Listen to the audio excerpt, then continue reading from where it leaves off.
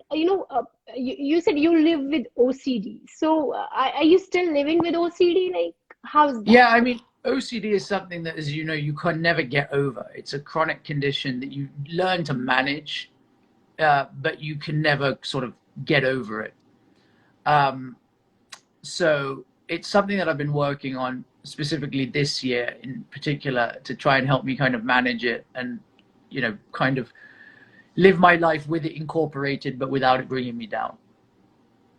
That's amazing. That's really great. So what is your routine like? What do you do apart from like therapy? What is the routine that keeps you mentally healthy? I run a lot. I love running. I think any form of exercise, of course, releases certain endorphins and stuff which make you feel good. But for me, running is very therapeutic. It's just, you can put your own music on, zone out, and have some time to yourself. I love playing with my dog. I think that we sometimes underestimate the power of a pet and just how having an animal, whatever it is, dog, cat, whatever you like, the unconditional love that you get from an animal it does really make you feel good. And I think I meditate as well. Twice a Okay. day, meditate. I did just before we did this live as well. That helps. I mean, that helps sort of keeping me grounded. But yeah, that's sort of it for me. Yeah, that definitely does help people. Like, I always tell meditation is something which centralizes us, grounds us, keeps us, gives us that clarity. And if you have clarity in your thoughts, you can think through and you can come to a like solution. And plus, I would say journaling also helps a lot. If some people are up to it, they can just go write. And when I say write, like write with your hand and not type. Mm. And that also does help a lot to bring your thoughts on a paper, and it gives you a clarity where you are able to think better. So I would say that also does help a lot, maybe, Yeah. So these were the some things I really wanted you to share with us, with our viewers. And once again, thank you so much for coming here, sharing it with us. No, of And course. Anything, yeah, ask anything you want. I know I think you turned the comments off, so I don't know if there's any questions or anything that. uh, yes, we can do that again. Guys, if you have any good positive questions, please don't start about the family and only just an No, individual, and we are talking on. I think it's actually quite interesting that though, because I will say that I think a lot of people, what they don't realize, and I will say this to everyone that's viewing this and all your followers and everyone, that when you make a comment, even if it's on this, I think you've got to remember, you've got to take a long, hard look at yourself. If you're sending positivity out, you're a positive person, great. But if you're someone that loves to abuse, like here, some dude has said your dad is the biggest thief in India, bro. And it's amazing because that chap probably thinks that he's really cool right now and like really funny, and that, his friends are probably laughing at him and everything. But the truth of the matter is he's probably a deeply troubled, sad, lonely individual Yes. who I have Yes. nothing but love for. And Yeah. sadly, he's seeing us being so open and so positive, and he's secretly inside wishing he could be that open and positive. Right. But instead of wanting to do the work and self-reflecting and looking at himself, he's like, well, it's easier to try and bring them down than to try and do the work Yes. myself. Yes. And when people make comments like that, it's not affecting you, it's not affecting me, it's not directed at you, it's not directed at me. It's actually directed at themselves. It is I their always, own insecurities and sadness with their own life that yes. they're projecting onto other people. So whoever's watching this and loves, and the dude just apologized apparently. I don't know. Let's see this. I'm trying to scroll through. Yeah, he says, I'm sorry. The truth is that you don't need to apologize. And he knows who we're talking about. All I would Yeah. say is have a look at yourself and find out what it is that made you want to send that comment. What Yes. anxiety, what anger are you holding on to that made you want to send that comment to us?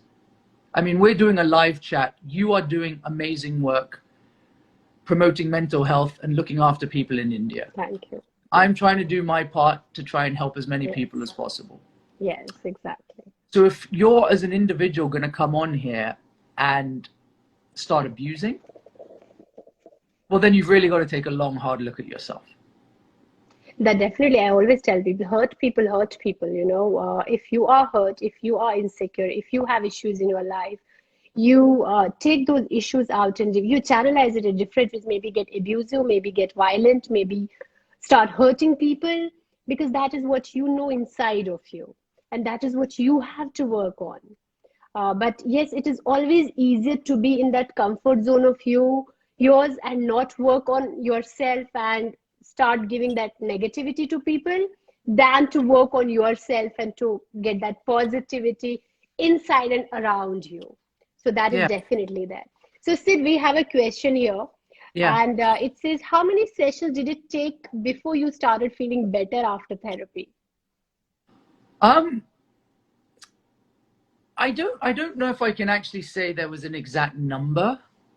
But as I said, I will say that the first therapist I went to, it just didn't work It for didn't me. work. It Okay. was one of those where, you know, she was sitting there on a chair with an iPad. Like, I felt like I was being judged, right? And you know, you don't, and as a therapist yourself, you'll know that it's a dance, right, with the patient kind of thing. You're only good as each other. You have to make the person feel comfortable enough to want to open up. Yeah. And your job can only go as far as that person is willing to open up to you. Yeah. So Cannot force. with the first one, you know, I must have seen her maybe 5 or 6 times. I got nothing out of it. But then the therapist that I'm with now, just amazing. And straight away, I started feeling just comfortable and open. And as I said, I've seen her almost every week for the last 2 years. And if we can't see each other in person, we do it on FaceTime or on Skype or something like that. So yes, it's fortunate. Of course, I know that people don't have those opportunities. Kind of resources, But yeah. I think, I mean, the short answer to the question is I think it depends individually. In person to person. Yes. And I think it also depends, I will also say this, is that if you're willing to open up from the start, you'll get a lot more out of it quicker. But if you're not willing to open up, then there's only so much a therapist can do with the information you're giving them.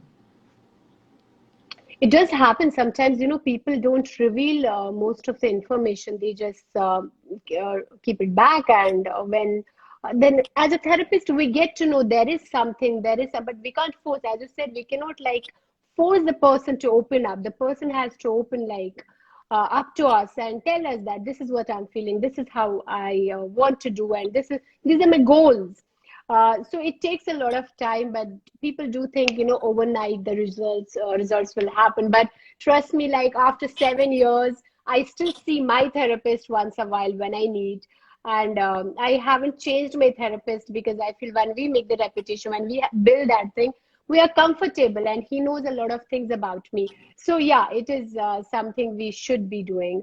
So yes, you are right. And now as a therapist, if I tell people that, you know, you should do these things, these things, that comes as a, you know, I'm preaching, I'm not suffering, I'm not seeing that thing, oh, she just given the gyan. But somebody has asked you how to control overthinking. So I'm sure when we have OCD, definitely overthinking is a part of it. So how do you control that?